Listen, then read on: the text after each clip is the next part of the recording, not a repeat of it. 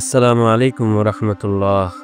মুহতারাম হাজিরিন, মহাগ্রন্থ আল কুরআনে আল্লাহ তাআলা বিভিন্ন ঐতিহাসিক ঘটনা উল্লেখ করেছেন, যাতে মানুষ তা থেকে শিক্ষা নিয়ে নিজের জীবনকে সুন্দর করে গড়ে তুলতে পারে। আজকে আমরা আলোচনা করব সেই রকমই একটি ঘটনা নিয়ে, যে ঘটনা সম্পর্কে মহান আল্লাহ তাআলা পবিত্র কুরআনে সূরা কাহফের ৮৩ থেকে ১০১ নম্বর আয়াত পর্যন্ত বিস্তারিত বর্ণনা করেছেন। এই ঘটনায় বাদশাহ জুলকারনাইনের রাজত্ব, তার ক্ষমতা এবং তার ন্যায় বিচার ও সুশাসনকে আল্লাহ তাআলা পবিত্র কোরআনে চিহ্নিত করেছেন। এই তিনটি বৈশিষ্ট্যের অধিকারী ছিলেন হযরত জুলকারনাইন। আল্লাহ তাআলা জুলকারনাইনের প্রশংসায় পবিত্র কোরআনে কিছু আয়াত উল্লেখ করেছেন। সেখানে তিনি বলেছেন, জুলকারনাইনকে আমি রাজত্ব, হিকমত, এলেম এবং যে কোনো বিপদ সামনে আসার সঙ্গে সঙ্গে কিভাবে তা মোকাবেলা করা যায় অথবা কোন প্রযুক্তির মাধ্যমে সেই সমস্যার দ্রুত সমাধান করা যায়, সেজন্য আমি তাকে নিখুঁত ও নির্ভুল হিকমত ও এলেম দান করেছিলাম। এখানে মুফাসসিরগণ আরও বলেন, সারা দুনিয়ার রাজত্ব পরিচালনার জন্য আল্লাহ তাআলা জুলকারনাইনকে একটি কুদরতি ঘোড়া দান করেছিলেন, যে ঘোড়ায় সওয়ার হয়ে তিনি মাশরিক থেকে মাগরিব, শিমাল থেকে জুনুব সমস্ত পৃথিবী 2 বার ভ্রমণ করেছেন। প্রিয় দর্শক, বাদশাহ জুলকারনাইন ইতিহাসে এক গুরুত্বপূর্ণ ব্যক্তিত্ব। তিনি দেখিয়েছেন কিভাবে ন্যায়ের পথে থেকেও সারা বিশ্ব জয় করা যায়। উলামায়ে কেরাম বলেন, মৃত্যুর পূর্বে তিনি তার সন্তানদেরকে ডেকে বলেছিলেন, তোমাদের কাছে আমি একটি ওসিয়ত রেখে যেতে চাই, আর তা হলো, আমি মারা গেলে আমার 2 হাত যেন কাফনের কাপড়ের বাইরে বের করে শহরের অলিতে গলিতে ঘুরিয়ে আনা হয়। সবাই যেন আমাকে দেখে শিক্ষা নেয়, সারা দুনিয়ায় যিনি রাজত্ব করেছেন তিনিও মৃত্যুর পরে খালি হাতে কবরে চলে যাবে। তাই মানুষ যেন দুনিয়ার মোহে পড়ে আল্লাহকে ভুলে না যায়। মৃত্যুর আগে সবাই যেন আখিরাতের সামান গুছিয়ে নিয়ে যায়। জানা যায় যে পৃথিবীতে মাত্র 4 জন বাদশাহ গোটা বিশ্ব শাসন করেছেন। তাদের মধ্যে 2 জন ছিল কাফের মুশরিক আর 2 জন ছিলেন মুমিন। কাফেরদের মধ্যে প্রথম জন ছিল নমরুদ, যিনি হযরত ইব্রাহিম আলাইহিস সালাতু ওয়াস সালামকে চরকিতে করে অগ্নিকুণ্ডে ফেলেছিলেন। আর দ্বিতীয় জন ছিল বখতে নাসার, যাকে ইংরেজিতে বলে নেবুচারনেজার দ্য সেকেন্ড, দ্বিতীয় নেবুচারনেজার। এবং মুমিন যে 2 জন বাদশাহ ছিলেন তারা হলেন হযরত সুলাইমান আলাইহিস সালাতু ওয়াস সালাম, যিনি ছিলেন আল্লাহর নবী, আর অন্যজন হলেন এই জুলকারনাইন। প্রাচ্য থেকে পাশ্চাত্য সব জায়গায় তিনি গিয়েছেন, ইসলামের বাণী প্রচার করেছেন এবং জালিমদেরকে শায়েস্তা করেছেন। তবে তিনি কোনো নবী ছিলেন কিনা এ ব্যাপারে কোনো তাফসির বিশারদগণ একমত হতে পারেননি। অনেকে মনে করেন তিনি ছিলেন আলেকজান্ডার দ্য গ্রেট, কিন্তু মুসলিম মনীষীগণ এখানে একমত নন। বেশিরভাগ মুফাসসিরদের মতে তিনি ছিলেন একজন ন্যায়পরায়ণ মুসলিম রাজা, যাকে আল্লাহ তাআলা বিশেষ ক্ষমতা ও জ্ঞান দান করেছিলেন। পক্ষান্তরে আলেকজান্ডার দ্য গ্রেট ছিলেন একজন অমুসলিম শাসক, সুতরাং তিনি আর জুলকারনাইন এক ব্যক্তি নন। ফার্সি ভাষায় তাকে বলা হয় ইস্কান্দার বা সিকান্দার। আরব দেশগুলোতে তাকে বলে ইস্কান্দার আল কাবের। উর্দু ভাষায় তাকে বলা হয় সিকান্দারে আজম, সিকান্দার দ্য গ্রেট। পশতু ভাষায় তাকে বলা হয় সাকান্দার আলেকজান্দার। হিব্রু ভাষায় তাকে বলা হয় মেকদন। আর্মেনীয় ভাষায় তাকে বলা হয় ট্রেকরনাইয়া। মধ্য পশ্চিম অঞ্চলে তাকে বলা হয় জুলকারনাইন।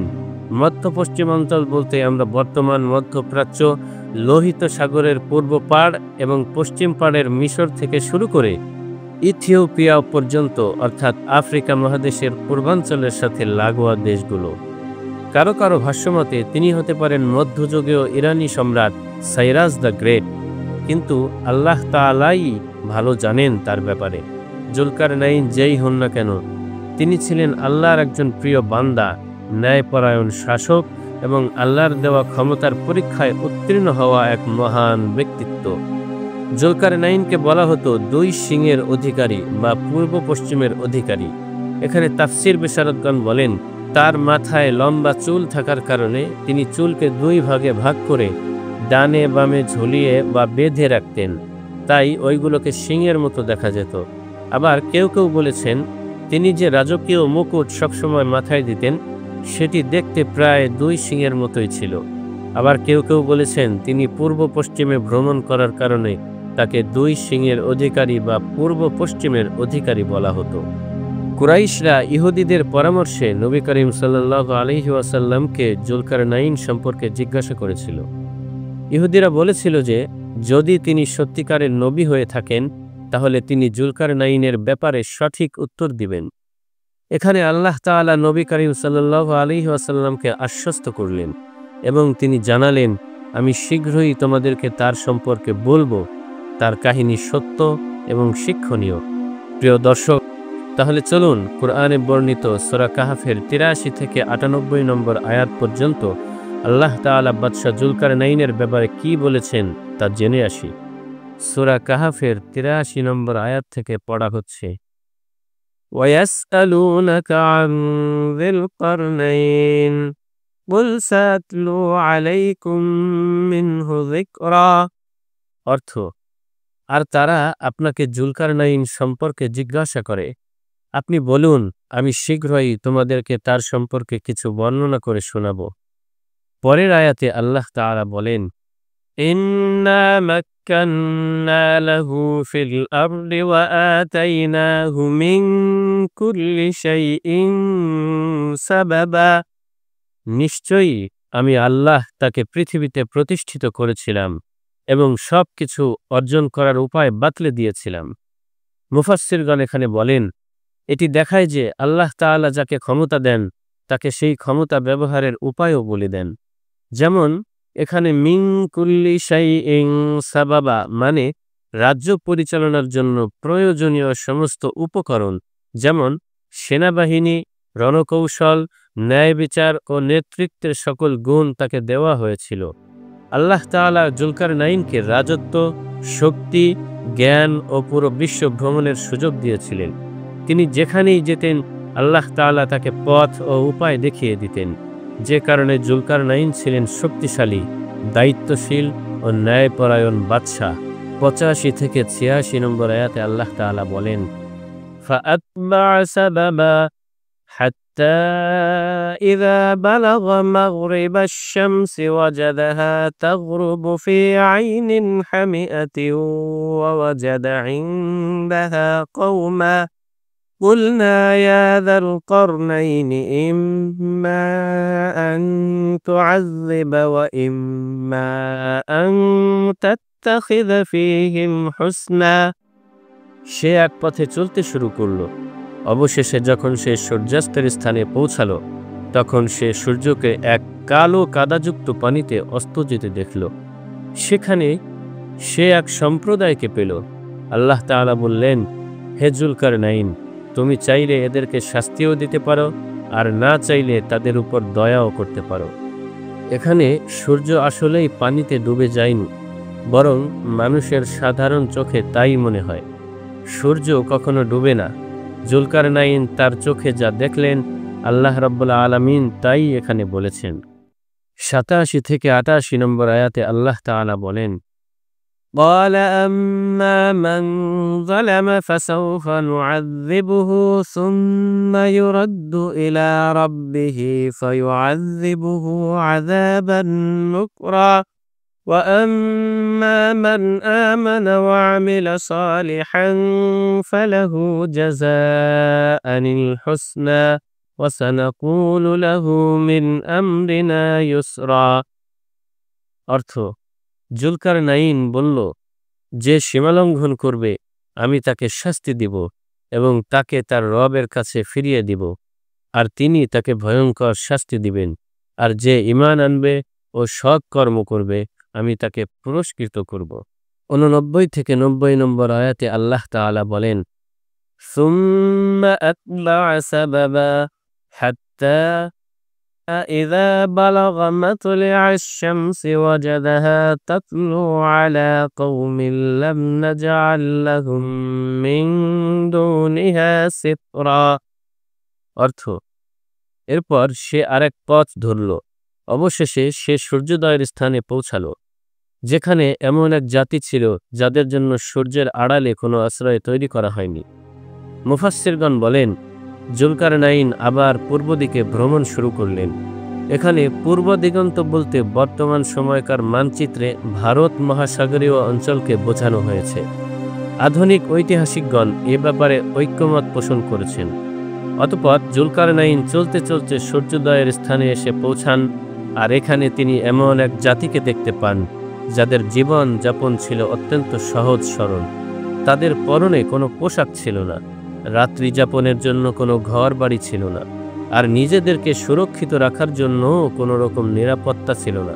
এমনকি সূর্যের আলো বা তাপ থেকে বাঁচার জন্য কোনো রকম আশ্রয় ছিল না। এক কথায় তারা ছিল অসভ্য জাতি। এখানে বোঝা যায় দুনিয়াতে সভ্য আর অসভ্য জাতি সবাই আছে এবং পাশাপাশি বসবাস করছে, কিন্তু জুলকারনাইন এখানেও তার সদাচরণ ধরে রাখলেন এবং তাদের সাথে ন্যায়সঙ্গত আচরণ করলেন। আয়াত নম্বর 92 থেকে 94। ثم أتبع سببا حتى إذا بلغ بين السدين وجد من دونهما قوما لا يكادون يفقهون قولا قالوا يا ذا القرنين إن يأجوج ومأجوج مفسدون في الأرض فهل نجعل لك خرجا على أن تجعل بيننا وبينهم سدا। অর্থ, আবার সে অন্য এক পথে ভ্রমণ শুরু করল এবং চলতে চলতে যখন দুই পাহাড়ের মাঝে এসে পৌঁছালো, তখন এমন এক জাতির দেখা পেল যারা প্রায় কোনো কথাই বুঝতে পারত না। তারা বলল, হে জুলকারনাইন, ইয়াজুজ ও মাজুজ দেশে অরাজকতা সৃষ্টি করছে, তাই আমরা কি আপনার কাছে খাজনা দেব যাতে আপনি আমাদের ও তাদের মাঝে একটি প্রাচীর নির্মাণ করে দিতে পারেন? মুফাসসিরগণ বলেন, জুলকারনাইন যখন আবারও পশ্চিম দিগন্তে ভ্রমণ শুরু করলেন, তখন এমন একটা জায়গায় গিয়ে পৌঁছালেন যেখানে দুই পাশে শুধু বিশাল আকৃতির পাহাড় আর পর্বতমালা, গহীন বন বানানি ও ঘন জঙ্গল দেখতে পেলেন। প্রিয় দর্শক, এবার আসুন আমরা এই জায়গাটি সম্পর্কে বিস্তারিত জেনে আসি। বর্তমান মধ্যপ্রাচ্য, এই মধ্যপ্রাচ্যের পূর্ব এবং উত্তরাঞ্চল পুরোটাই হযরত জুলকারনাইনের রাজত্বের অধীন ছিল। ইরানের পরে আমরা জানি উত্তর এবং উত্তর পশ্চিমাংশে যেই দেশটা, সেই দেশটার নাম হলো তুরস্ক। এই তুরস্ক হচ্ছে এশিয়া মহাদেশ ও ইউরোপীয় মহাদেশের মিলন স্থানে অবস্থিত, যাকে বলে মিডল পয়েন্ট। যা হোক, পূর্ব দিকে আছে কাস্পিয়ান সাগর, আবার পশ্চিম দিকে হলো আরেকটা সাগর। এই দুই সাগরের মাঝখানে পাহাড়ি এলাকা, তার পাশে আবার আমু দরিয়া। এই আমু দরিয়া আর কাস্পিয়ান সাগরের মাঝখানে যে পাহাড়ি এলাকা, এই এলাকাকেই বলে ককেশাস অঞ্চল, যেটা বর্তমান বিশ্বের মানচিত্রে ইউরোপের জর্জিয়া এবং দক্ষিণ দিকে আসলে তুরস্ক। এই জর্জিয়া আর তুরস্ক দুই দেশের মাঝখানে বিশাল পার্বত্য এলাকা। এখানেই সেই প্রাচীর অবস্থিত, যা তখন ইয়াজুজ মাজুজদের জন্য বানানো হয়েছিল, এবং এটা অনেক মুসলিম শাসক আর তাদের প্রতিনিধি দল পাঠিয়েও এর সত্যতা যাচাই করে দেখা হয়েছে। এ ব্যাপারে ইসলামী বিশেষজ্ঞরা একমত পোষণ করেছেন। যাই হোক, আমরা মূল ঘটনায় ফিরে যাই। বাদশাহ জুলকারনাইন যখন এখানে পৌঁছলেন, তখন সেখানে আরও একটি দুর্বল জাতি দেখতে পেলেন, যারা মূলত ইয়াজুজ ও মাজুজের ধ্বংসাত্মক আক্রমণে দিশেহারা হয়ে পড়েছিল।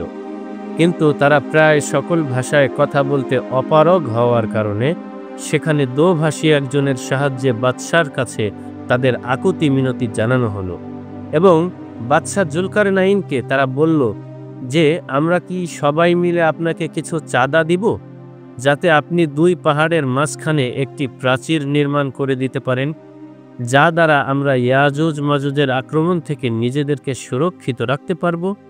95 থেকে 96 নম্বর আয়াতে আল্লাহ তাআলা বলেন, قال ما مكنني فيه ربي خير فأعينوني بقوة أجعل بينكم وبينهم ردما آتوني زبر الحديد حتى إذا ساوى بين الصدفين قال انفخوا حتى إذا جعله نارا قال آتوني أفرغ عليه قطرا।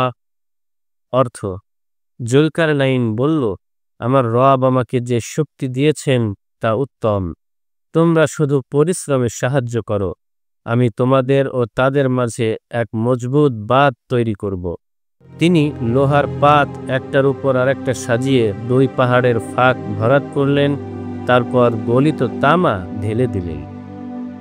৯৭ নম্বর আয়াতে আল্লাহ তাআলা বলেন, ফামাসতাউ আন ইয়াযহারুহু ওয়া মাসতাতাউ লাহু নাকবা। ফলে ইয়াজুজ ও মাজুজ সেটি অতিক্রম করতে পারল না এবং গর্তও করতে পারল না। এবং ৯৮ নম্বর আয়াতে আল্লাহ তাআলা বলেন, قال هذا رحمة من ربي فإذا جاء وعد ربي جعله دكا وكان وعد ربي حقا। জুলকারনাইন বলল, এটি আমার রবের রহমত, কিন্তু যখন আমার রবের প্রতিশ্রুতি আসবে তখন তিনি একে সমতল করে দিবেন অথবা ভেঙে দিবেন, আর আমার রবের প্রতিশ্রুতি সত্য। মুফাসসিরগণ বলেন, বাদশাহ জুলকারনাইন আল্লাহর সাহায্যে প্রাচীর নির্মাণ করে ইয়াজুজ মাজুজের বিপর্যয় থেকে মানুষকে রক্ষা করেছেন। এই প্রাচীর মানবজাতির জন্য আল্লাহ তাআলার রহমত এবং তারই পরিকল্পনার নিদর্শন। সবই তার ইচ্ছা ও সময় অনুযায়ী ঘটে। জুলকারনাইন প্রাচীর বানানোর কৃতিত্ব নিজের নামে নেননি, বরং এটিকে আল্লাহর রহমত হিসেবে স্বীকার করেছেন। ইয়াজুজ মাজুজ আজও আল্লাহর হুকুমে সেই বাঁধের পেছনে আবদ্ধ আছে। কিয়ামতের আগে আল্লাহ তাআলা তাদেরকে বের হওয়ার সুযোগ দিবেন। তখন এই প্রাচীর ভেঙে যাবে এবং তারা পৃথিবীতে ছড়িয়ে ছিটিয়ে পড়বে আর দুনিয়াব্যাপী ফিতনা সৃষ্টি করবে। এটাই আল্লাহ তাআলার প্রতিশ্রুতি এবং তা অবশ্যই পূর্ণ হবে, এবং এটি কিয়ামতের বড় বড় নিদর্শনগুলোর মধ্যে একটি। আল্লাহ তাআলা আমাদের সবাইকে ঘটনাটি থেকে শিক্ষা নিয়ে সৎ ও ন্যায়পরায়ণ হওয়ার তৌফিক দান করেন, আমিন। প্রিয় দর্শক, আজকের ভিডিওটি এ পর্যন্তই। আমাদের ভিডিওগুলো ভালো লাগলে চ্যানেলটি অবশ্যই সাবস্ক্রাইব করে বেল আইকনটিতে ক্লিক করে রাখবেন। আপনাদের একটি লাইক, একটি কমেন্ট আমাদের জন্য অনুপ্রেরণা। ইনশাআল্লাহ দেখা হবে পরের ভিডিওতে। সে পর্যন্ত সবাই ভালো থাকুন, সুস্থ থাকুন। আল্লাহ হাফেজ। আসসালামু আলাইকুম ওয়া রাহমাতুল্লাহ।